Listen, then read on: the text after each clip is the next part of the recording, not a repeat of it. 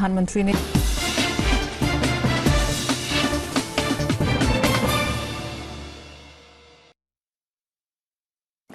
नमस्कार, स्वागत है आप सभी का। मैं हूं प्रीति सिंह। संसद के मानसून सत्र की आज से शुरुआत हो रही है जो 13 अगस्त तक चलेगा। हम हाजिर हैं दोनों सदनों में आज होने वाले कामकाज का पूरा ब्यौरा लेकर हमारे खास कार्यक्रम संसद में आज के साथ। आगे बढ़ने से पहले एक नजर हेडलाइंस पर। संसद का मानसून सत्र आज से सुबह 11 बजे शुरू होगी दोनों सदनों की कार्यवाही। प्रधानमंत्री नरेंद्र मोदी की सभी दलों से सार्थक चर्चा और सहयोग की अपील।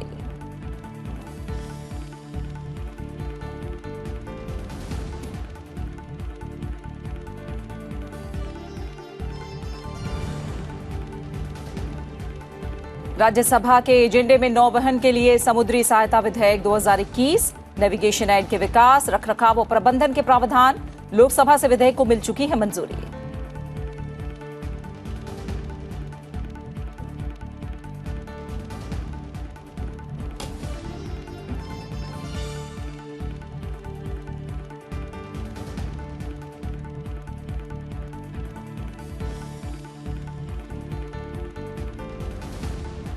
फैक्टरिंग विनियमन संशोधन विधेयक 2020 पर लोकसभा में होगा विचार। फैक्टरिंग बिजनेस, असाइनमेंट और रिसीवेबल्स की परिभाषा में होगा बदलाव। प्रधानमंत्री नरेंद्र मोदी मंत्रिपरिषद में हाल ही में शामिल मंत्रियों का सदन में कराएंगे परिचय।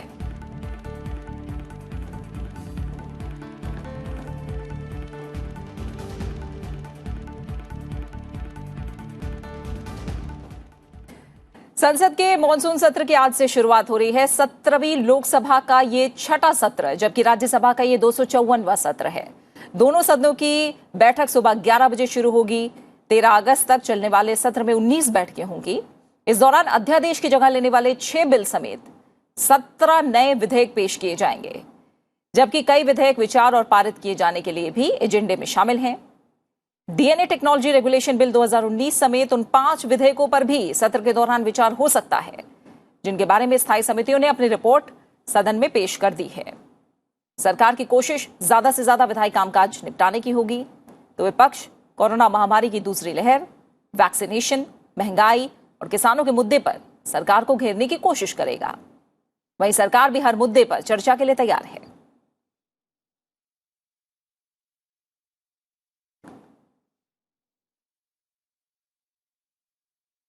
तो संसद भवन परिसर में हम रुक करेंगे। मेरी सहयोगी कृति मिश्रा ज्यादा जानकारी के साथ जुड़ी हुई हैं। कृति, हम देखें तो कोरोना की दूसरी लहर के बाद ये संसद का पहला सत्र हो रहा है और हम जानते हैं कि सत्र एजेंडे के हिसाब से तो काफी अहम है ही। कुछ ही पल पहले प्रधानमंत्री नरेंद्र मोदी ने एक बार फिर अपील की है कि सत्र परिणामकारी हो, विपक्ष तीखे सवाल पूछे लेकिन जवाब का मौका भी दें। तो कुल मिलाकर इस सत्र को अगर हम देखें तो किस तरह के आसार विधेयक हैं जो इस बार सत्र में आने हैं। जैसा कि आपने कहा कि 17 नए बिल इंट्रोड्यूस होने हैं। इसके अलावा जो ऑर्डिनेंसेस हैं उनको सरकार लाएगी, वो सरकार की प्राथमिकता होगी। कई महत्वपूर्ण बिल हैं जो इस बार चर्चा के लिए आएंगे, जैसे कि डीएनए टेक्नोलॉजी है, असिस्टेड रिप्रोडक्टिव टेक्नोलॉजी बिल है। इसके अलावा जो ट्राइब्यूनल का रिकॉन्स्टिट्यूशन है उससे रिलेटेड एक विधेयक है, और साथ ही साथ ट्रैफिकिंग को रोकने के लिए इसके अलावा जो अंटार्कटिक पर भारत की क्या पॉलिसी होनी चाहिए, और इंसॉल्वेंसी बैंक्रप्सी कोड जो है, इस तरह के तमाम अहम बिल इस बार सत्र में हम देख सकते हैं कि जिन पर चर्चा होगी और जिनको पारित कराने की सरकार की कोशिश होगी।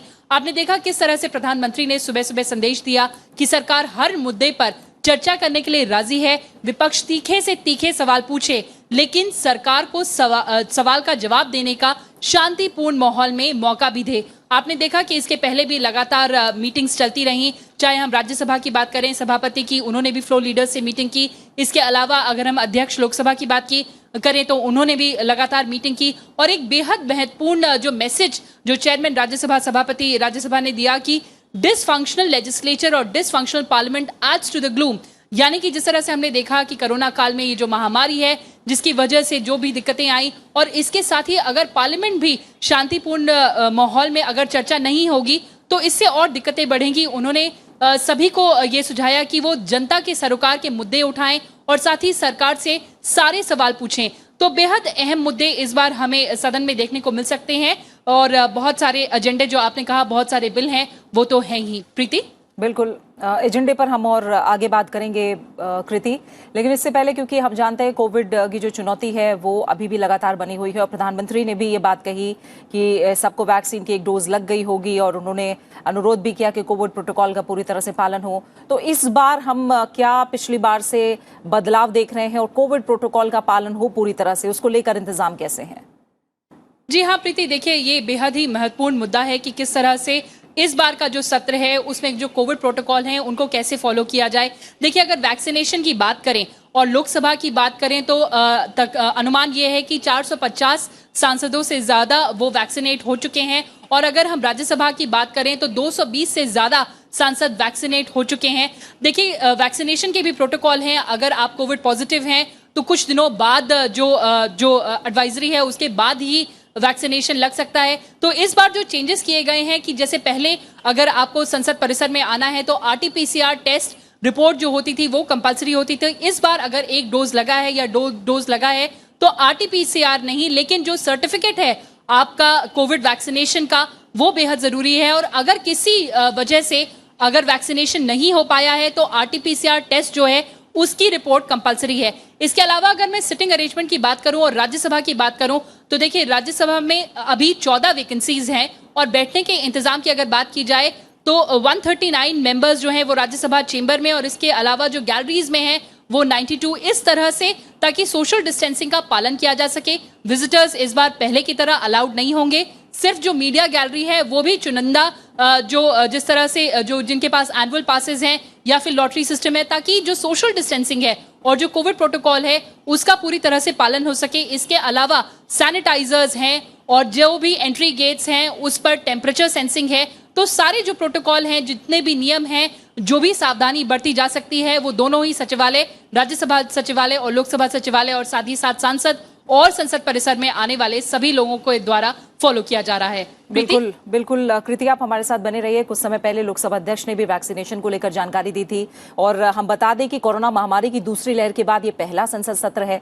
इस बार भी सदन चलाने के दौरान कोरोना प्रोटोकॉल का पालन किया जाएगा। ज्यादातर सांसदों ने कोरोना वैक्सीन की डोज ले ली है। राज्यसभा के अब तक 205 सांसदों ने कोरोना वैक्सीन की दोनों खुराक लगवा ली हैं। वहीं 16 ऐसे हैं जिन्होंने कोरोना वैक्सीन की पहली खुराक ले ली है। लोकसभा की बात करें तो 470 सांसद वैक्सीन की कम से कम एक खुराक लगवा चुके हैं। जिन सांसदों ने कोरोना वैक्सीन की एक या दोनों खुराक ले ली है उन्हें आरटीपीसीआर टेस्ट कराने की जरूरत नहीं होगी। सांसदों के लिए टीकाकरण की सुविधा संसद भवन परिसर, नॉर्थ एवेन्यू, साउथ एवेन्यू और जाकिर हुसैन मार्ग स्थित सीजीएचएस स्वास्थ्य केंद्रों पर उपलब्ध है। और साथ ही सेक्रेटेरिएट के जितने भी कर्मचारी हैं सबका वैक्सीनेशन हो चुका है।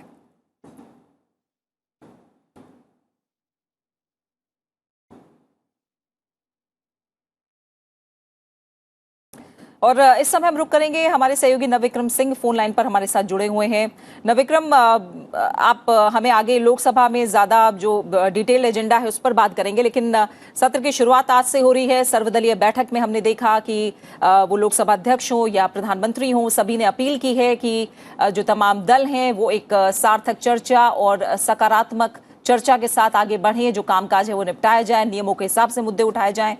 तो सर्वदलीय बैठक के बाद जो एक तरह से हम कहें जो आसार अब दिख रहे हैं आगे सत्र को लेकर, वो क्या संकेत दे रहे हैं?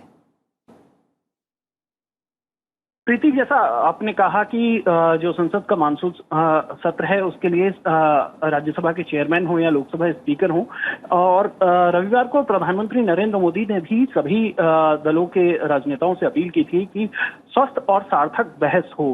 करीब 33 दलों के 40 सांसदों ने इस बैठक में हिस्सा लिया था और प्रधानमंत्री ने कहा था कि जो जनप्रतिनिधियों के जो मुद्दे उठाते हैं वो बेहद अहम होते हैं, जमीन से जुड़े हुए मुद्दे होते हैं। ऐसे में सरकार किसी भी चर्चा के लिए तैयार है, बशर्ते स्वस्थ और सार्थक बहस हो। तो और इसके बारे में बताना चाहूंगा, इस सत्र में 23 अहम बिल हैं। इसके अलावा 6 ऑर्डिनेंस भी हैं जो सरकार पास कराने की कोशिश करेगी। तो जाहिर है कि ये जो संसद का सत्र है बेहद अहम होने वाला है। लोकसभा में खास तौर पर अगर आज के एजेंडे की प्रीति बात करें तो दो अहम बिल हैं। एक फैक्टर विनिमय संशोधन विधेयक 2020 जिसके तहत जो एमएसएमई उद्योग है उसे बढ़ावा देने की कोशिश की जाएगी, और राष्ट्रीय खाद्य प्रौद्योगिकी उद्यमिता और प्रबंध संस्थान विधेयक 2021। ये विधेयक दो अहम विधेयक हैं।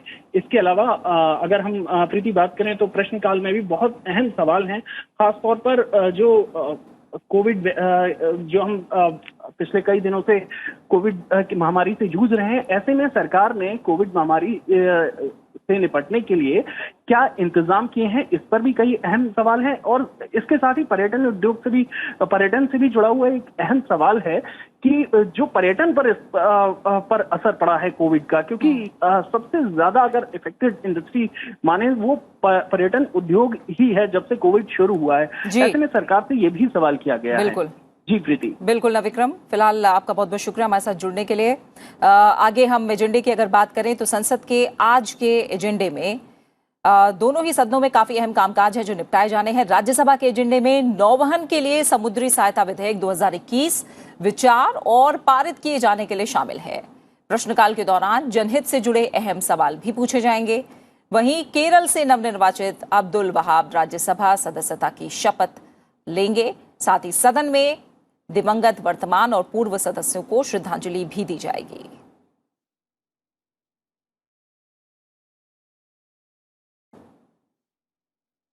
कृति मिश्रा मेरी सहयोगी मेरे साथ जुड़ी हुई है। कृति, अगर हम अब उच्च सदन और राज्यसभा के एजेंडे को देखें और खासतौर से आज के एजेंडे की अगर हम बात करें तो किस तरह से उच्च सदन में आज का दिन खास रहेगा? जी हाँ, देखिए प्रीति, जैसा आपने हमारे दर्शकों को बताया कि आज सबसे पहले जो ओथ है अब्दुल वहाब केरला से जो सांसद आते हैं वो उनकी जो शपथ ग्रहण है वो होगा। उसके अलावा जो दिवंगत सांसद हैं, इस बीच देखिए जो इंटरसेशन पीरियड था उसमें दो सिटिंग मेंबर्स, एक डॉक्टर रघुनाथ पात्रा और इसके अलावा राजीव सतव जो हैं उनका जो निधन हो गया। और इसके अलावा जो कई पूर्व सांसद रहे हैं उच्च सदन के, उनको भी श्रद्धांजलि दी जाएगी। और वहीं अगर मैं लेजिस्लेटिव एजेंडे की बात करूं तो देखिए एक मरीन एड्स नेविगेशन बेहद अहम बिल है। जो नेविगेशन जो पूरा है शिप का, उसके लिए जो लीगल फ्रेमवर्क है टेक्नोलॉजी को लेकर, उसको वो बहुत मजबूत बनाता है। और इसके अलावा जो लाइट हाउस हैं, देखिए प्रीति, देश में तकरीबन 200 लाइट हाउस हैं, उसका किस तरह से संरक्षण होना है, उस पर कैसे टूरिज्म को बढ़ावा देना है, तो इन सभी बातों को लेकर ये बिल काफी महत्वपूर्ण है जो आज राज्यसभा में आएगा। प्रीति? बिल्कुल, और इस विधेयक को लोकसभा से मंजूरी मिल चुकी है और आज ये राज्यसभा के एजेंडे में है। देखना होगा इस बिल पर किस तरह का रुख रहता है। वहीं अगर हम लोकसभा की कार्यसूची की बात करें तो दो अहम विधेयक लोकसभा के एजेंडे में शामिल हैं। सदन में आज फैक्टरिंग रेगुलेशन संशोधन बिल 2020 और राष्ट्रीय खाद्य प्रौद्योगिकी उद्यमिता और प्रबंधन संस्थान विधेयक 2021 पर विचार होगा। प्रधानमंत्री नरेंद्र मोदी मंत्रिपरिषद में हाल ही में शामिल मंत्रियों का आज सदन में परिचय कराएंगे। तिरुपति, बेलगाम, मल्लपुरम और कन्याकुमारी लोकसभा उपचुनाव में जीत दर्ज करने वाले नवनिर्वाचित सांसद आज सदस्यता की शपथ भी लेंगे। साथ ही सदन में दिवंगत पूर्व सदस्यों को श्रद्धांजलि भी दी जाएगी।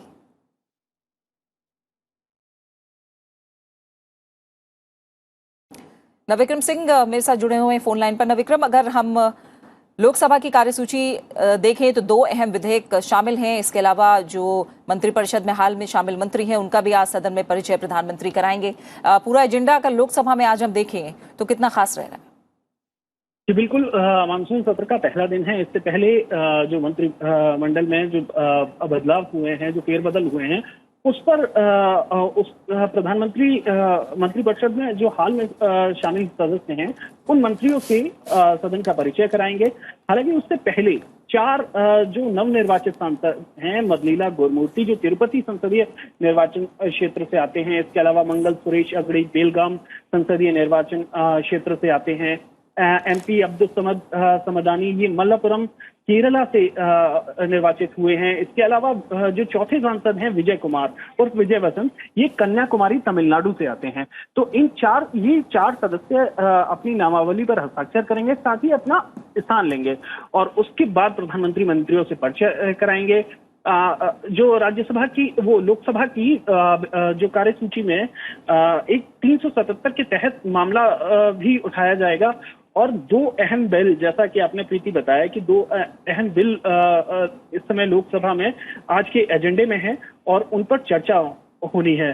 दोनों बिल बेहद अहम माने जा रहे हैं क्योंकि सरकार की कोशिश है कि इस जो मानसून सत्र है, क्योंकि पहले जो प्रोडक्टिविटी के लिहाज से अगर बात करें, इससे पिछले जो सत्र गए हैं काफी प्रोडक्टिविटी इसमें ज्यादा रही है। ऐसे में सरकार की कोशिश है कि सदन को सुचारू चलाया जाए और जो 23 बिल हैं उनको पारित कराया जाए जो सरकार जिन्हें प्राथमिकता के तौर पर पारित कराना चाहती है। विक्रम, आप बने रहिए हमारे साथ। अब हम विधायी कामकाज जो है उस पर थोड़ा सा गहराई से नजर डालते हैं। नेविगेशन के लिए सामुद्रिक सहायता विधेयक 2021 यानी the marine aids to navigation bill 2021 आज राज्यसभा के एजेंडे में शामिल है।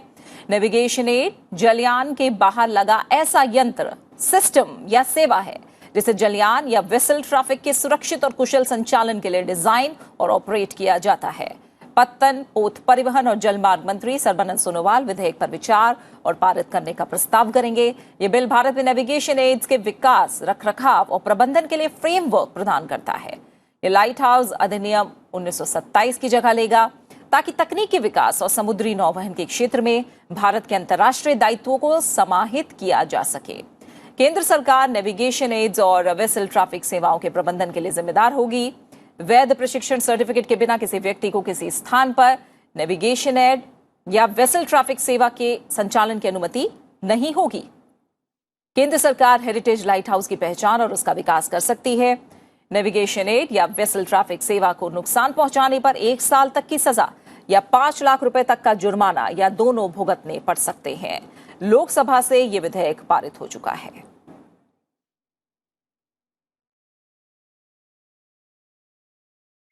कृति मिश्रा से हम इस विधेयक के बारे में ज्यादा जानकारी लेंगे। कृति, आज हम जो राज्यसभा का एजेंडा देख रहे हैं उसमें नेविगेशन के लिए सामुद्रिक सहायता विधेयक यानी the marine aids to navigation bill 2021 आज राज्यसभा के एजेंडे में है। लोकसभा से क्योंकि विधेयक पारित हो चुका है, अगर राज्यसभा से मंजूरी मिल जाती है और ये आगे जाकर कानून बनता है तो क्या प्रावधान है, किस तरह का फायदा होगा इससे? जी हाँ प्रीति, देखिए जो इंटरनेशनल नेविगेशन एसोसिएशन है मरीन एड के लिए, उसका भारत भी सिग्नेटरी है। तो इस तरह के जो प्रावधान इस बिल में है, उसके बाद जिस तरह के जो नियम है, जो कानून है इस एसोसिएशन के, उसका सिंक्रोनाइजेशन भारत के साथ भी हो जाएगा। आपने जैसा कि कहा कि लाइट हाउस जो है, अगर टूरिज्म बढ़ाने की भी इसमें एक बात की गई है कि जितने भी देश में लाइट हाउस हैं तकरीबन 200, उसमें किस तरह से लाइट हाउस टूरिज्म बढ़ाया जा सकता है, इसके अलावा रख रखाव कैसे हो और साथ ही साथ जो नेविगेशन है उसमें किस तरह से टेक्नोलॉजी का यूज हो, रेडार का यूज हो, ताकि जो शिप वेसल्स या उनके लिए नेविगेशन जो है वो काफी आसान बनाया जा सके। तो इसके लिए ये बेहद महत्वपूर्ण बिल है। जैसा कि आपने कहा, लोकसभा से पहले ही पारित हो चुका है और आज राज्यसभा में इस पर चर्चा होगी। प्रीति? बिल्कुल कृति, फिलहाल बहुत बहुत शुक्रिया आपका संसद भवन परिसर से हमारे साथ जुड़ने के लिए और इस तमाम जानकारी को, एजेंडे को लेकर जो आपने हमें पहुंचाई है उसके लिए आपका बहुत बहुत शुक्रिया। आगे हम बढ़ेंगे और लोकसभा के एजेंडे में देखेंगे क्या विधायी कामकाज है। आज लोकसभा के एजेंडे में फैक्टरिंग रेगुलेशन संशोधन बिल 2020 शामिल है।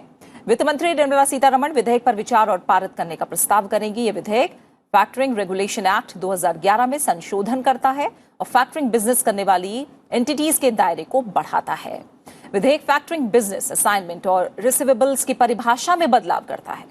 एक पक्ष जब अपनी ऐसी प्राप्तियां यानी रिसीवेबल्स जिनका भुगतान अभी नहीं किया गया है किसी दूसरे पक्ष को तुरंत नकद राशि हासिल करने के बदले बेच देता है तो उसे फैक्टरिंग कहा जाता है। कानून में बदलाव से गैर बैंकिंग वित्तीय कंपनियों को भी इस कारोबार में उतरने का पूरा मौका मिलेगा। साथ ही रिजर्व बैंक को इस कारोबार के लिए रेगुलेशन बनाने का अधिकार मिल जाएगा। इससे सूक्ष्म, लघु और मध्यम उद्यमों को लाभ होगा।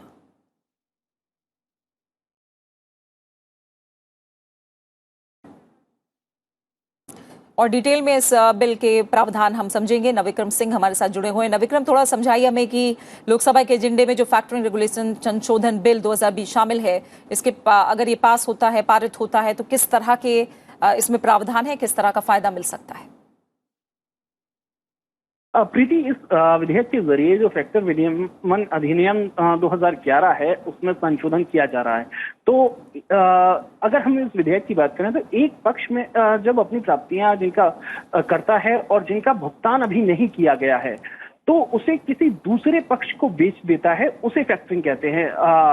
तो ऐसे में विधेयक के जो उद्देश्य हैं और कारण हैं उसमें कहा गया है कि 2019-20 और 2020-21 के बजट में इस विधेयक की घोषणा हुई थी और इसके उद्देश्य है कि इस संशोधन के माध्यम से सूक्ष्म, लघु और मध्यम उपक्रमों की प्रत्यक्ष सुविधा प्राप्त करने के लिए खास तौर पर जो व्यापार में होने वाली आय के माध्यम से सहायता प्रदान करने की बात की गई है।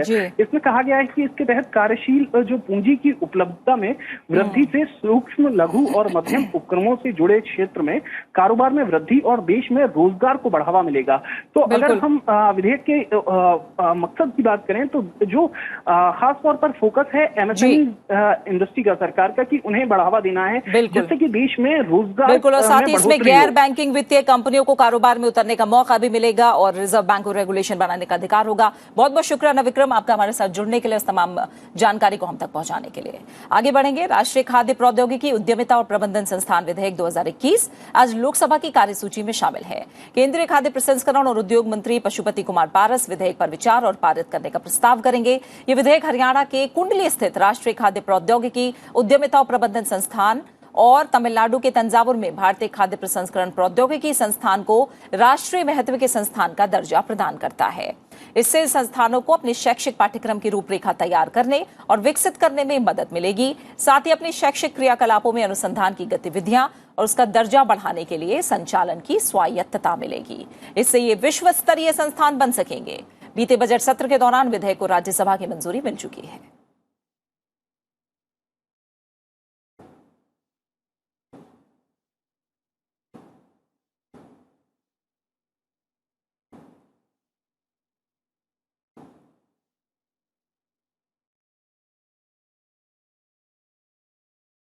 दोनों सदनों में आज दिवंगतों को श्रद्धांजलि भी दी जाएगी। राज्यसभा में वर्तमान दिवंगत सदस्य डॉक्टर रघुनाथ महापात्र और राजीव सातव के अलावा कई पूर्व सदस्यों को भी श्रद्धांजलि दी जाएगी।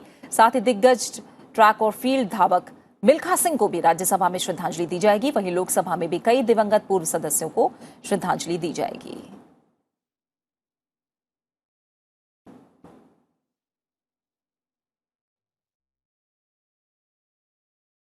और इसी के साथ फिलहाल संसद में आज में इतना ही। अब से कुछ ही पलों बाद आप राज्यसभा की कार्यवाही का सीधा प्रसारण देख सकते हैं। नमस्कार।